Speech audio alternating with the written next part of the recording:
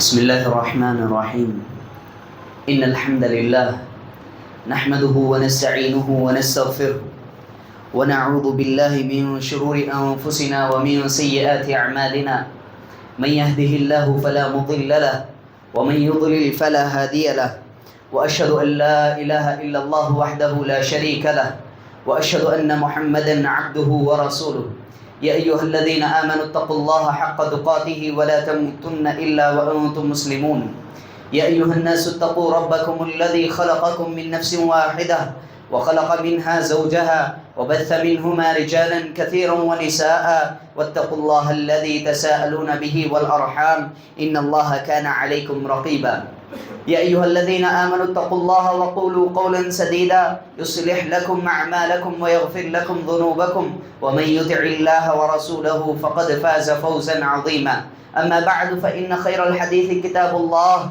وخير الهدي هدي محمد صلى الله عليه وسلم وشر الأمور محدثاتها وكل محدثة بدعة وكل بدعة ضلالة وكل ضلالة في النار قال الله عز وجل إن عدة الشهور عند الله 12 شهرا في كتاب الله يوم خلق السماوات والأرض منها 4 حرم ذلك الدين القيم فلا تظلموا فيهن أنفسكم. محترم حاضرین، اللہ سبحانہ و تعالیٰ کا عظیم احسان ہے کہ جس نے ہم تمام کو توحید جیسی نعمت سے نوازا اور ہماری پیشانیوں کو اس کے لیے خاص کر لیا، اور نبی پاک صلی اللہ علیہ وسلم پر درود و سلام ہو جنہوں نے ہم تک اللہ سبحانہ و تعالیٰ کی جانب سے مکمل دین کو پہنچا دیا تاکہ دنیا کی تمام مخلوقات اللہ سبحانہ و تعالیٰ کی تا قیامت تک عبادت کرتے رہیں اور تمام دینی مسائل کا حل اس سے تلاش کرتے رہیں. محترم حاضرین، یہ دن و رات کا ہونا، سورج کا نکلنا اور شام ہوتے ہی اس کا ڈوب جانا، اور رات ہوتے ہی چاند کا نکل آنا اور پھر صبح ہوتے ہی اس کا بھی چھپ جانا، یہ روشنی اور تاریکی اللہ سبحانہ و تعالیٰ کی ایک عظیم تخلیق ہے.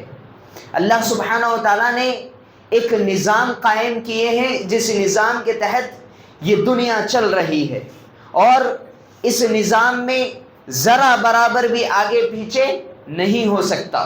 یہ اللہ سبحانہ و تعالیٰ کا نظام ہے جس کے مطابق یہ دنیا چل رہی ہے. حاضرین، اللہ سبحانہ و تعالیٰ نے فرمایا هو الذی جعل الشمس ضیاء، کہا کہ وہی ذات ہے، وہی خالق کائنات ہے جس نے سورج کو روشنی بخشی، سورج کو روشن دان بنایا جو خود بھی روشن ہے اور ساری دنیا کو روشن کر رہا ہے، ساری دنیا کو ایک اپنی روشنی عطا کر رہا ہے. اور اسی طریقے سے فرمایا والقمر نورا، اور چاند کو نور بنایا. جیسے ہی شام ہوتی ہے تو وہ چاند نکل آتا ہے اور اپنی روشنی سے، اپنے نور سے ساری دنیا کو منور کرتا ہے. یہ اللہ سبحانہ و تعالیٰ کی عظیم تخلیق ہے. پھر فرمایا چاند سے متعلق وَقَدَّرَهُ مَنَازِلْ، اور چاند کو ہم نے چاند کے لیے کچھ منازل طے کیے ہیں کہ وہ کیا ہوتا ہے. جیسے ہی مہینے کی شروعات ہوتی ہے تو وہ بالکل باریک ہوتا ہے، اور جاتے جاتے جیسے ہی مہینے کی وسطیٰ میں پہنچتا ہے، مہینے کی درمیانی تاریخ آتی ہے تو ایسے وقت میں وہ مکمل گول نظر آتا ہے. پھر جیسے جیسے مہینہ ختم ہونے لگتا ہے پھر وہ کم ہوتے ہوتے پھر اپنی اصل شکل میں واپس آ جاتا ہے. تو یہ مکمل جیسے جیسے مہینہ شروع ہوتا ہے پھر درمیانی پھر آخر، اسی طریقے سے یہ جو نظام ہے یہ اللہ سبحانہ و تعالیٰ کا نظام ہے.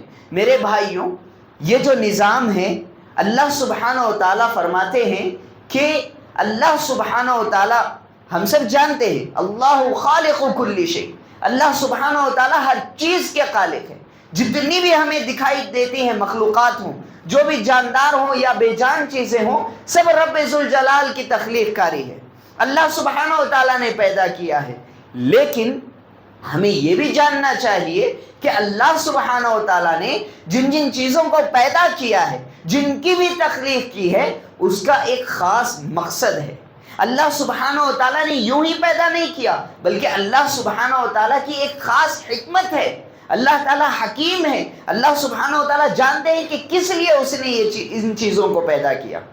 سورج اور چاند کو رب ذوالجلال نے پیدا کیا، تو اس کی کیا حکمت عملی ہے؟ اللہ سبحانہ و تعالیٰ نے اسی چیز کو واضح کرتے ہوئے بیان کیا کہ اللہ سبحانہ و تعالیٰ کسی بھی چیز کو یوں ہی بیکار پیدا نہیں کرتے۔ فرمایا وَمَا خَلَقْنَا السَّمَاءَ وَالْأَرْضَ وَمَا بَيْنَهُمَا بَاطِلًا، کہا کہ آسمان اور زمین اور جو کچھ ان کے درمیان ہے ہم نے سب کو پیدا کیا، لیکن ان کو باطل پیدا نہیں کیا، ان کو عبث پیدا نہیں کیا، یوں ہی بیکار میں پیدا نہیں کیا کہ بس دیکھتا رہے اور چلتا رہے، اس لیے پیدا نہیں کیا، بلکہ اللہ سبحانہ و تعالیٰ نے فرمایا ذَلِكَ ظَنُّ الَّذِينَ كَفَرُوا فَوَيْلٌ لِّلَّذِينَ كَفَرُوا مِنَ النَّارِ، کہا کہ جو یہ سمجھتا ہے کہ اللہ تعالیٰ نے یوں ہی بیکار میں پیدا کر دیا، باطل پیدا کر دیا، تو اللہ تعالیٰ نے فرمایا یہ کافروں کا گمان ہے، یہ کافر اس طرح سے سمجھتے ہیں، مسلمان اس طرح نہیں سمجھتا، بلکہ مسلمان یہ سمجھتا ہے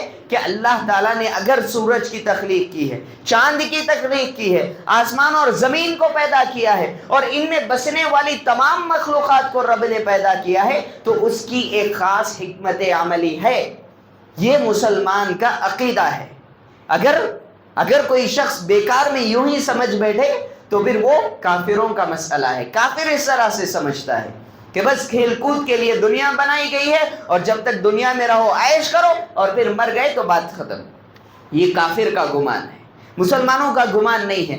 اللہ تعالیٰ نے پہلی آیت کی طرف میں لوٹتا ہوں، جو پہلی آیت ہے هُوَ الَّذِي جَعَلَ الشَّمْسَ ضِيَاءً وَالْقَمَرَ نُورًا وَقَدَّرَهُ مَنَازِلَ، چاند کے کچھ جو منازل جو بنائے ہیں، کیا صرف دیکھنے کے لیے، خوبصورتی کے لیے بنائے ہیں کہ جو ہے آدھا پھر اس کے بعد پھر ایسا جو مکمل ہو جانا، کیا یہ بس ایسے ہی ہے؟ اللہ تعالیٰ نے فرمایا لِتَعْلَمُوا عَدَدَ السِّنِينَ وَالْحِسَابِ، کہا کس لیے؟ لِتَعْلَمُوا، تاکہ تم جان لو۔ کس لیے؟ کیا جان لو؟ فرمایا عَدَدَ السِّنِينَ وَالْحِسَابِ، سالوں کی گنتی کو جان لو، مہینوں کی گنتی کو جان لو، تمہیں پتا چلے کہ وہ کون سا مہینہ ہے۔ اس لیے کہ جو مہینے ہوتے ہیں انہی سے ایک مسلمان جڑا ہوا ہوتا ہے، جو مہینے ہوتے ہیں اسی سے جڑ کر مسلمانوں کی عبادات ہوتی ہیں۔ ذرا سوچئے رمضان کا مہینہ آئے تب ہمیں پتا چلتا ہے کہ رمضان کے مہینے کے روزے فرض ہیں۔ اگر ذرا دیکھیں اللہ تعالیٰ نے مہینوں کی گنتی جو بنائی ہے نا، ذرا آگے پڑھ لیتے، میں آگے بیان کروں گا کہ اللہ تعالیٰ نے فرمایا لِتَعْلَمُوا عَدَدَ السِّنِينَ وَالْحِسَابِ، کہ ہم کس لیے ان مہینوں کو رکھا؟ تاکہ تم سالوں کی گنتی کو رکھ سکو، مہینوں کی گنتی سمجھ سکو، اور دنوں رات جو ہو رہی ہے اسے پہچان سکو۔ دن کون سا ہے آپ کب بتا سکتے ہیں؟ جب سورج نکلے تبھی تو پتا چلے گا۔ آج کا سورج نکلا تو ہم کہیں گے کہ آج جمعہ کا دن ہے، کل نکلا تو ہفتہ ہے، پھر اس کے بعد اتوار۔ بغیر سورج نکلے کہ آپ کیسے کہہ سکتے ہو؟ تو دنوں کی جو گنتی ہے یہ سورج کی ذریعے سے پتا چلتا ہے، دن اور ہفتے سورج سے پتا چلتے ہیں، اور اسی طریقے سے مہینوں کی گنتی، سالوں کی گنتی کس سے ہوتی ہے؟ چاند کے ذریعے سے ہوتی ہے۔ چاند مہینے کے شروع میں، پھر درمیان، پھر آخر میں اسی طریقے سے واپس لوٹتا ہے، باریک پھر گول، پھر اس کے بعد باریک جب ہوتا ہے تو ہمیں پتا چلتا ہے کہ مہینہ ختم ہو چکا، اب پھر دوسرا مہینہ۔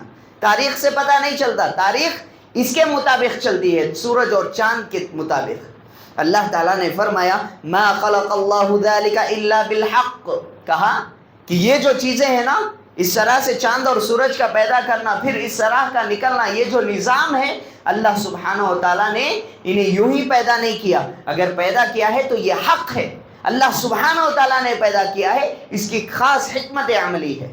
اللہ تعالیٰ نے فرمایا کہ یفصل الآیات لقوم یعلمون، یہ نشانیاں ہیں ان لوگوں کے لیے جو سمجھتے ہیں، جو سمجھدار ہیں۔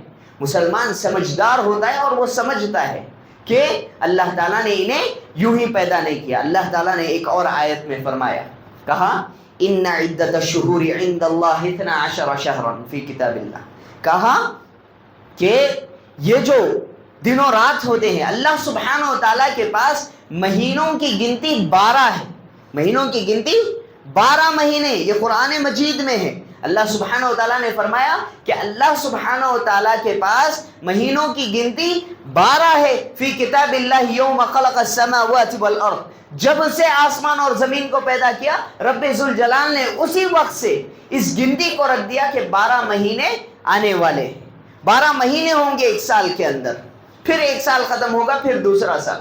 اس طرح سے یہ جو نظام ہے اللہ سبحانہ و تعالیٰ نے پہلے ہی سے طے کیا ہوا ہے. ذرا سوچئے 12 مہینے کیا ہیں؟ جنوری، فروری، مارچ، اپریل، یہ ہیں 12 مہینے. یہ تو یہودیوں کی تعین کردہ ہے. مسلمانوں کے لیے رب ذوالجلال نے جو قائم کیا وہ کیا ہے؟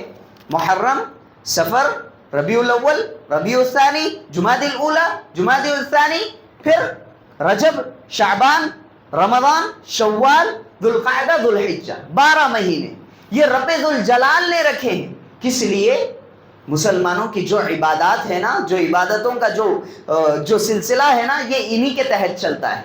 محرم آئے تو کون سی عبادت کرنی چاہیے، اور پھر اسی طریقے سے ہوتے ہوتے ذرا دیکھیں، بس اوپری طور پر تھوڑا سا ذہن لڑائیں گے تو پتہ چلتا ہے رمضان آئے تب جو ہے اس مہینے کے روزے فرض ہیں، ہمیں اس وقت پتہ چلتا ہے.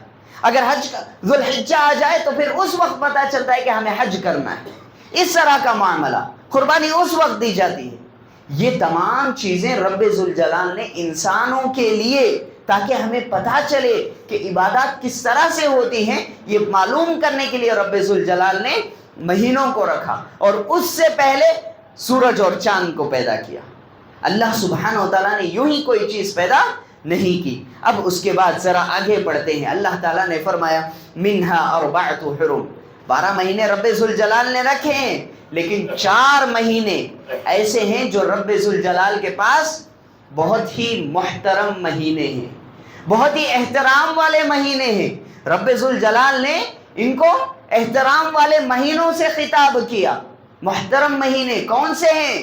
4 مہینے، رمضان کو چھوڑ کر محرم، رجب، ذوالقعدہ، ذوالحجہ، 4 مہینے رب ذوالجلال نے ان کو محترم بنایا ہے، احترام والے مہینے ہیں. اور جو رب ذوالجلال کے پاس محترم والے ہیں تو پھر ہمیں بھی چاہیے کہ ان مہینوں کا احترام کریں، ان مہینوں کا احترام کریں. یہ کون سا مہینہ ہے؟ ہم سب جانتے ہیں کون سا مہینہ ہے. یہ رجب کا مہینہ ہے. یہ انہی 4 مہینوں میں سے ایک مہینہ رجب کا مہینہ ہے. رب ذوالجلال نے فرمایا یہ جو 4 جو احترام والے مہینے ہیں، کہا ذالک الدین القیم، یہی دین ہے، یہی قائم کردہ، یہی وہ چیز ہے. رب ذوالجلال چاہتے ہیں کہ اس کے مطابق تم عمل کرو. اللہ تعالیٰ نے اس کو احترام والے کہا ہے تو اسے تم محترم سمجھو، اس کو محترم سمجھو. اس میں اپنی عبادات جو کرنی ہے اس میں مزید اپنی عبادتوں میں اور زیادہ چستی لاؤ، اور جو ہمارے سے گناہ ہو رہے ہیں اس میں خصوصی طور پر اس میں گناہوں سے رکے رہو، کیونکہ اللہ تعالیٰ نے ان مہینوں کو محترم قرار دیا ہے. اللہ تعالیٰ نے آگے فرمایا فَلَا تَظْلِمُوا فِيهِنَّ أَنفُسَكُمْ، کہا کہ اس میں اپنے آپ پر ظلم نہ کرو، اپنے نفسوں پر ظلم نہ کرو. رب ذوالجلال نے یہ چیز بیان کی. کیا مطلب ہے اپنے آپ پر ظلم نہ کرو؟ کفار مکہ اس سے پہلے نبی صلی اللہ علیہ وسلم کی بعثت سے پہلے، نبی بنائے جانے سے پہلے جو لوگ تھے، تمام کے تمام ابراہیم علیہ السلام کی جو ملت کے جو لوگ تھے، جو لوگ بتوں کی عبادت بھی کرتے تھے، لیکن یہ جو 4 مہینے تھے ان کا احترام وہ لوگ بھی کرتے تھے، وہ بھی احترام کرتے تھے، ان میں جنگ و جدال کو ترک کر دیتے تھے. لیکن کچھ قبائل ایسے تھے، 1-2 قبیلہ جو یہ سمجھتا تھا کہ جو یہ لگاتار 3 مہینے، کیسے؟ ذوالقعدہ، ذوالحجہ، پھر پہلا مہینہ محرم، 3 مہینے ایک ساتھ لگاتار جو کہ حرمت والے مہینے، اس میں جنگ نہیں کرنی ہے. رب ذوالجلال نے بتا دیا کہ اس میں جنگ نہیں کرنی ہے، اپنے آپ پر ظلم نہیں کرنا ہے. تو ان لوگوں نے کیا کیا پتہ ہے؟ کہ ان کے اندر جو بہت زیادہ حمیت تھی، ایک دوسرے کے لیے لڑائی جھگڑا بہت زیادہ تھا نبی صلی اللہ علیہ وسلم کی بعثت سے پہلے. تو یہ لوگ کیا کرتے تھے؟ محرم کو 2 مہینے کے بعد، ذوالقعدہ ذوالحجہ کے بعد جو محرم کا مہینہ تھا اسے کیا کرتے تھے؟ سفر کا نام دے دیتے تھے اور سفر کو محرم بنا لیتے تھے. یعنی محرم کا پہلا مہینہ، سیکنڈ کون سا ہے؟ سفر کا مہینہ. تو وہ لوگ کیا کرتے تھے؟ نام چینج کر لیتے تھے، اس لیے کہ دشمنی باقی رہے، ان کا لڑائی جھگڑا ایسے ہی چلتا رہے. رب ذوالجلال نے فرمایا اس طرح کرنا ہرگز صحیح نہیں ہے، یہ اللہ سبحانہ و تعالیٰ کے خلاف جانا ہے۔ اللہ تعالیٰ نے جن مہینوں کو جس طرح سے رکھا ہے، جس طرح وہ محترم ہے، اسی طریقے سے اسے ماننا چاہیے۔ فرمایا فَلَا تَظْلِمُوا فِيهِنَّ انفسکم، اپنے آپ پر ظلم نہ کرو۔ اللہ سبحانہ و تعالیٰ کے جو فرامین ہیں، جو نبی صلی اللہ علیہ وسلم کے فرامین ہیں، ان کے خلاف جا کر کے انہیں تبدیل کر کے اپنے آپ پر ظلم نہ کرو۔ اس طرح رب ذوالجلال نے فرمایا، اسی چیز کو رکھتے ہوئے، یعنی فَلَا تَظْلِمُوا فِيهِنَّ انفسکم، اس ٹکڑے کو رکھ کر ابن عباس رضی اللہ عنہ نے بیان کیا کہ فی کلہن، کہا سب سے پہلے تو یہ کہا کہ رب ذوالجلال نے 12 مہینوں کا تذکرہ کیا، تو 12 مہینوں میں بھی اپنے آپ پر ظلم نہیں کرنا چاہیے، گناہوں سے بچنا چاہیے، اور اللہ سبحانہ و تعالیٰ اور نبی کے بتائے ہوئے طریقے پر چلنا چاہیے۔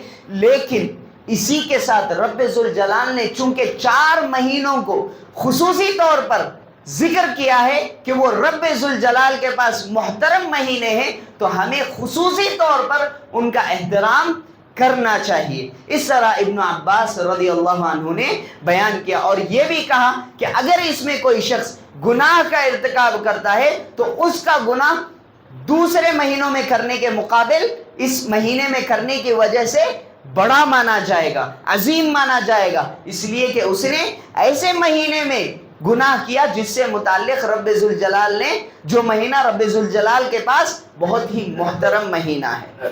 تو اس طرح ابن عباس رضی اللہ عنہما نے بیان کیا، اور یہ بھی کہا کہ اگر اس میں نبی صلی اللہ علیہ وسلم کے فرامین کے مطابق عبادات میں اگر چستی دکھائی جائے تو اسی اعتبار سے اجر و ثواب بھی اسے زیادہ مل سکتا ہے، اس کا اجر و ثواب بڑھ سکتا ہے۔ اس طرح انہوں نے بیان کیا، اور مفسرین نے اسی طریقے سے بیان کیا ہے۔ اور پھر اب بات آتی ہے اس مہینے کی، رجب کے مہینے کی۔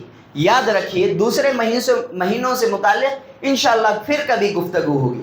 اب فی الوقت رجب سے متعلق میں بیان کروں کہ اس سے متعلق خصوصی طور سے اس کا نام لے کر کے جو احادیث آئی ہوئی ہیں تمام کی تمام ضعیف ہیں فضیلت سے متعلق۔ لیکن ایک بات تو ہمیں جاننی چاہیے، میں نے واضح کر دیا کہ یہ اللہ تعالیٰ کے پاس حرمت والا مہینہ ہے، اس کا احترام ضروری ہے، دوسرے مہینوں میں بھی کرنا چاہیے، لیکن یہ جو مہینہ ہے اس میں رب ذوالجلال نے چونکہ اس کا احترام کیا ہے، محترم مہینہ بتایا ہے، تو ہمیں بھی چاہیے کہ اسے محترم مانیں اور اس میں عبادات میں آگے بڑھیں اور گناہوں کو پیچھے ترک کر دیں۔ اور اسی طریقے سے رب ذوالجلال نے 4 مہینوں کو ہی کیوں منتخب کیا، اس کی حکمت رب ذوالجلال بہتر جانتے ہیں، کہ اس لیے کہ رب ذوالجلال حکیم ہے، ہمیں ماننا ہوگا کہ رب ذوالجلال حکمت والے ہیں، اگر کوئی فیصلہ کرتے ہیں تو اس میں کوئی نہ کوئی رب کی حکمت ہوتی ہے۔ لیکن مفسرین نے اس میں اجتہاد کیا۔ ابن کثیر رحمۃ اللہ علیہ نے کہا کہ یہ جو مہینہ ہے رجب کا مہینہ، آنے والا جو مہینہ ہے شعبان، پھر اس کے بعد رمضان، اس کی تیاری کے لیے یہ مہینہ آیا ہوا ہے کہ ہم ابھی سے تیاری کریں، ابھی سے اپنے دلوں کو صاف کر لیں، اللہ سبحانہ و تعالیٰ سے متعلق ہو یا تمام چیزوں سے متعلق ہو، ہمیں اپنے دلوں کی صفائی پیش کرنی چاہیے، ابھی سے صاف کرنا چاہیے، اور عبادات میں ابھی سے جڑ جانا چاہیے تاکہ ہم رمضان کے مہینے میں اس کا ثمرہ حاصل کر سکیں۔ اگر ہم ابھی سے جڑے رہیں تو پھر اس میں تیاری کرتے رہیں تو اس مہینے میں ہم آسانی کے ساتھ ہم نیکیاں کما سکتے ہیں، اجر و ثواب زیادہ سے زیادہ ہم حاصل کر سکتے ہیں۔ تو ابھی سے ایک انسان کو عبادات میں جڑ جانا چاہیے اور گناہوں کو ابھی سے ترک کرنے کی کوشش کرنی چاہیے۔ اس طرح کا معاملہ انہوں نے ذکر کیا۔ اب اس کے بعد رجب سے متعلق ہم سب جانتے ہیں کہ رجب کا مہینہ آتا ہے تو کئی لوگوں کا یہ شیوا ہے، وہ سمجھتے ہیں کہ اس مہینے میں الگ الگ چیزیں ہمیں کرنی ہیں، جو کہ بہت ہی بدعات قسم کی چیزیں، یہ سب بدعات ہیں۔ کیا چیزیں ہیں؟ رجب کے مہینے میں ایک رات ایسی ہوتی ہے، غالباً جمعرات یا جمعہ کی رات ہوتی ہے، جس میں یہ لوگ کیا کرتے ہیں، جمع ہوتے ہیں اور 11 16 یا 17 رکعتیں نماز ادا کرتے ہیں۔ سبحان اللہ، یہ کہاں سے آئی؟ کیا یہ نبی صلی اللہ علیہ وسلم نے بیان کیا، یا قرآن مجید میں اللہ تعالیٰ نے بیان کیا، یا پھر صحابہ نے عمل کیا؟ کہاں سے لائے؟ عبادات کا تعلق یاد رکھیے ہماری شریعت سے ہے. اللہ تعالیٰ نے جو کہا، نبی صلی اللہ علیہ وسلم نے جو کہا، جس طرح کر کے دکھایا اور صحابہ نے جس پر عمل کیا وہی عمل ہمارا ہونا چاہیے. اگر اس سے ہٹ کر کوئی شخص کچھ کام کرے تو پھر ایسے میں ہم یہی کہیں گے کہ یہ بدعت ہے. اور خطبہ جمعہ میں ہر جمعہ ہم سنتے ہیں کل محدثۃ بدعہ، ہر نئی چیز دین میں، ہر نئی بات بدعت ہے. وکل بدعت ضلالہ، اور جو کچھ بدعتیں ہیں تمام کے تمام گمراہ کن ہیں، راستے سے بھٹکانے والی ہے. وکل ضلالۃ فی النار، اور جو گمراہی پر چلا گیا سیدھے اس کا ڈیسٹینیشن کہاں؟ سیدھے جہنم. اس کے علاوہ کوئی چارہ نہیں اس کے پاس. یہ نبی صلی اللہ علیہ وسلم نے بیان کیا. حاضرین ہمیں غور کرنا چاہیے. اسی طریقے سے ان کو، اور یہ جو نمازیں پڑھتے ہیں نا، اس کو صلاۃ الرغائب کہا جاتا ہے. یہ نام دیا گیا ہے ان کی طرف سے، لیکن یہ بالکل صحیح نہیں ہے کیونکہ اس کی کوئی دلیل ہمیں قرآن و حدیث سے نہیں ملتی. اسی طریقے سے ایک اور چیز ہے العتیرہ، یعنی اس میں خصوصی طور سے جانوروں کو ذبح کیا جاتا ہے. یہ جاہلیت کا کام تھا. زمانے جاہلیت میں نبی صلی اللہ علیہ وسلم کی بعثت سے پہلے جو جاہل تھے، زمانے جاہلیت مطلب جو کفار قریش تھے، نبی صلی اللہ علیہ وسلم سے پہلے ابھی نبی بنائے نہیں گئے تھے، اس وقت یہ لوگ کیا کرتے تھے؟ رجب کا مہینہ جیسے ہی آتا تھا تو اس کی تعظیم کے خاطر وہ لوگ کیا کرتے تھے؟ جانور ذبح کرتے تھے. لیکن اسلام آنے کے بعد اس چیز کو منسوخ کر دیا گیا، یہ جائز نہیں تھا. تو جس چیز کو نہ نبی نے کیا نہ صحابہ نے کیا تو پھر آج ہم کیسے کر سکتے ہیں؟ اس کو عتیرہ کا نام دیا گیا جو کہ جائز نہیں ہے. یہ بھی ایک کھلم کھلا ایک بدعت ہے. اسی طریقے سے ایک اور بدعت یاد رکھیے، رجب کے کنڈے. ہم جانتے ہیں اس چیز کو. کیا ہوتا ہے رجب کی جب 21 اور 22 تاریخ آتی ہے، 21 کی تاریخ کی شام میں مٹھائی بنائی جاتی ہے اور 22 کی صبح یا 21 ہی کی شام میں لوگوں میں تقسیم کیا جاتا ہے. آپ سب جانتے ہوں گے یہ جو بدعت ہے، اس طرح سے مٹھائی بانٹنا، یہ بہت ہی بڑی غلیظ چال ہے. کس کی طرف سے؟ کس کی طرف سے؟ صحابہ کو جو گالیاں دیتے ہیں نا، جو شیعہ جو ہے نا، جو معاویہ رضی اللہ عنہ پر بہتان مانتے ہیں، ان لوگوں کی ایک غلیظ چال ہے. کیسے؟ یہ جو 21 رجب کی 21 تاریخ جو تھی، معاویہ رضی اللہ عنہ کی وفات کی تاریخ ہے. معاویہ رضی اللہ عنہ کو یہ لوگ نہیں مانتے، صحابی نہیں مانتے، ان کو گالیاں دیتی ہیں. تو پھر جس کو نبی صلی اللہ علیہ وسلم نے صحابی کہا، جس سے رب ذوالجلال راضی ہیں، رضی اللہ عنہم ورضوان، تمام صحابہ سے رب ذوالجلال راضی ہیں، ان کو یہ لوگ گالیاں دیتے ہیں اور ان کی وفات پر خوشی منائی جاتی ہے اور اس خوشی میں مٹھائی بانٹی جاتی ہے. اور یہ جو رواج ہے ان کا ہے، اور اسی کو یہاں پر لاد دیا گیا اور لوگوں کو یہ تک نہیں پتا کہ مٹھائی کیوں بٹ رہی، گئے مٹھائی کھا لی. سبحان اللہ.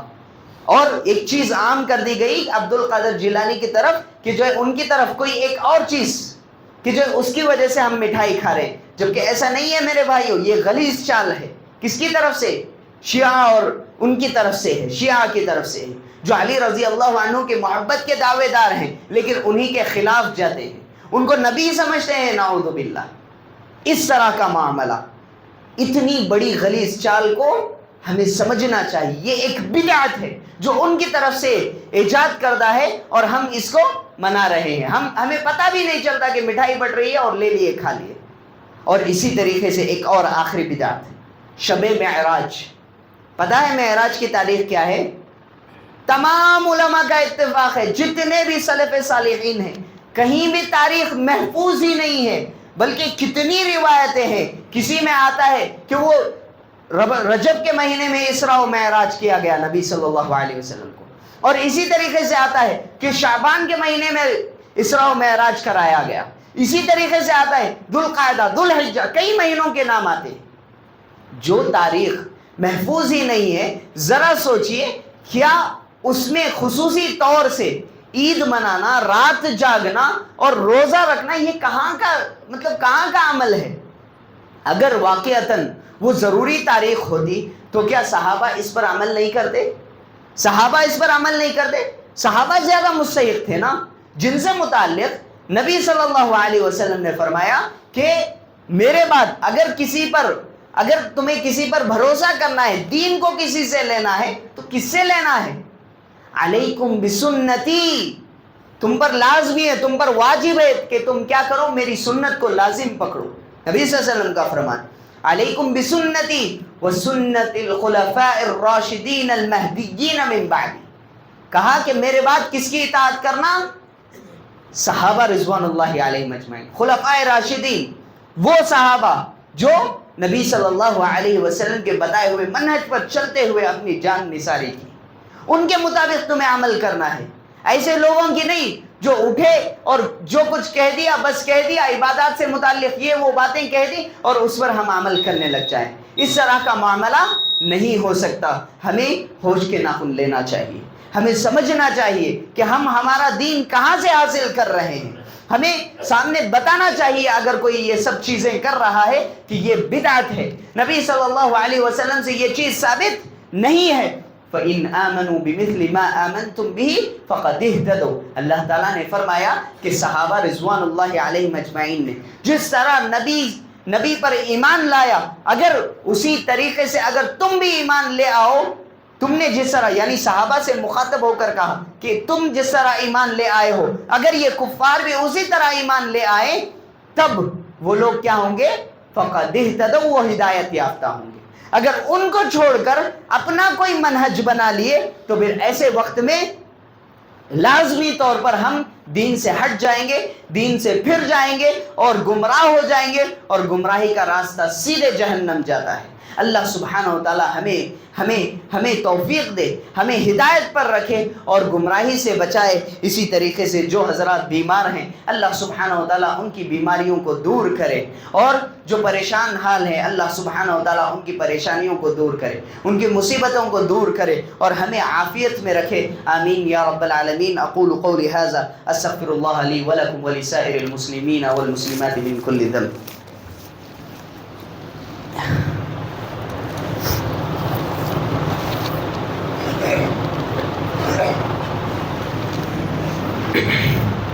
إن الحمد لله نحمده ونستعينه ونستغفره ونعوذ بالله من شرور أنفسنا ومن سيئات أعمالنا، من يهده الله فلا مضل له ومن يضلل فلا هادي له، وأشهد أن لا إله إلا الله وحده لا شريك له، وأشهد أن محمدا عبده ورسوله۔